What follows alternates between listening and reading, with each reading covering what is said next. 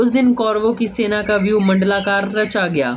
एक एक हाथी के निकट 7-7 रथ खड़े थे। हर एक रथ की रक्षा के लिए 7 घुड़सवार सैनिक नियुक्त थे। एक एक घुड़सवार का 7-7 धनुर्धारी वीर साथ दे रहे थे। एक एक धनुर्धारी वीर का बचाव करने को 10-10 वीर ढाल लिए खड़े थे। सभी वीर अभेद्य कवच पहने हुए थे।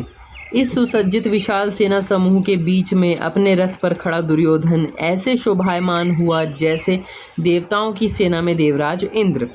उधर युधिष्ठिर ने पांडवों की सेना को वज्रव्यूह में रचवाया। उस दिन का युद्ध केंद्रित न था, बल्कि कई मोर्चों पर व्याप्त था। प्रत्येक मोर्चे पर विख्यात वीरों में घमासान युद्ध होता रहा।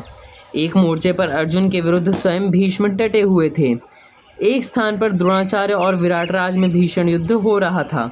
दूसरे एक मोर्चे पर शिखंडी और अश्वत्थामा में लड़ाई हो रही थी। एक जगह धृष्टद्युम्न और दुर्योधन भिड़े हुए थे। एक ओर नकुल और सहदेव अपने मामा शल्य पर बाण बरसा रहे थे। दूसरी ओर अवंती के दोनों राजा युधामन्यु से लड़ते दिखाई दे रहे थे।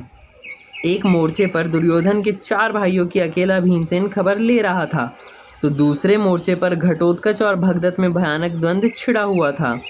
एक और मोर्चे पर अल्मबुक और सात्विकी की टक्कर थी, तो कहीं दूर पर भूरिश्रवा धृष्टद्युम्न का मुकाबला कर रहे थे। युधिष्ठिर का ऋत्रायु के साथ द्वंद्व हो रहा था, जबकि कृपाचार्य और चेकितान एक दूसरे मोर्चे पर भिड़ रहे थे।